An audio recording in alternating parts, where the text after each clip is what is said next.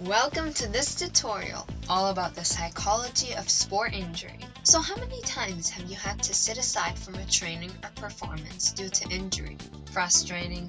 Definitely. Especially when it happens at the time when you are at the peak of your performance. Sooner or later, it will happen and should be accepted not only by yourself, but by your coach, teammates, even your fans in some cases. The important thing is to establish a safe and secure process for yourself to go through until full recovery.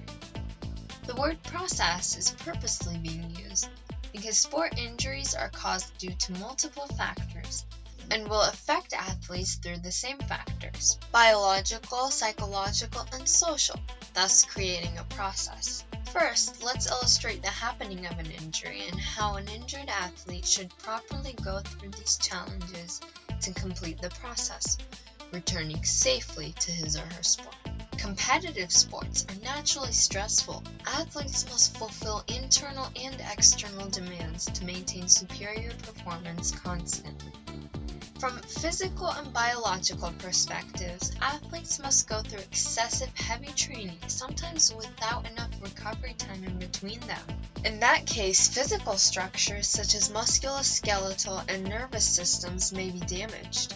At a psychological level, an athlete's perception of the situation, their devoted motivation and ongoing emotions such as anger, frustration, or simply just their personality, all can increase the likelihood of experiencing an injury. Social factors are the only factors that exist outside of the athlete. For instance, the culture of the sport by itself, if it's a contact or non-contact sport. It being a contact sport would cause the athlete to behave more roughly in order to successfully execute the required task. Or if it's the team's desire to win at all costs. You can certainly imagine the role of these three factors when an injury happens. Damaged physical structures need time to recover. Athletes' mindset about injury, their acceptance, and optimism for recovery, and of course, the amount of social support they receive are critical in their adherence to the treatment procedure until healing. Follow these steps to prevent sport injury or to decrease the chance of being injured. At a physical and biological level, make sure there's logical progress in your practicing and that you spend enough time training to strengthen your agility, balance, endurance, and power. Neuromuscular training is to become a very effective type of training for injury prevention. Do not underestimate biomechanical considerations. Consult with your athletic trainers or coach to incorporate a detailed analysis of body movements in each scale and how you can prevent possible injuries by optimizing them. Remember to use protective equipment, helmets, mouth guards, or anything specific to your sport. At a psychological level, spend enough time to learn coping and anxiety management techniques. See my video on effective ways for anxiety management in the description box below.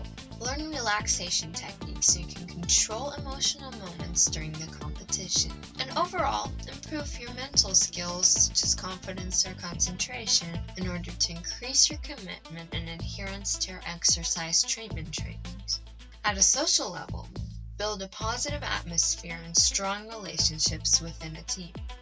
Try social nights with your teammates. Sometimes give yourself a short break or spend some time with your family and friends to make sure that you are supported. Now, if an injury does happen, first accept the reality as soon as possible and remind yourself your mental and physical well-being should be priority. Then follow these steps. With the help of medical staff, set appropriate physical, behavioral, and cognitive goals. Commit yourself to fully adhere to rehabilitation programs. Complete all physical exercises that you have been prescribed. Consume and observe suggested diet. Take your medications appropriately. Complete home rehabilitation activities. Do psychological trainings that help fast mental recovery. Relaxation techniques and healing imagery are effective types of mental training. Also, talk to yourself positively and make sure that your belief system and confidence are not affected by this temporary situation. Mentally rehearse your techniques and tactics along with your team. Just because you physically cannot do them doesn't mean you can't do them in your mind. Make sure to include enough social activities with your friends. Talk to your psychologist if you have financial or emotional concerns.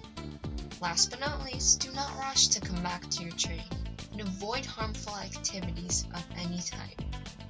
And remember, tough times do not last, but tough people do.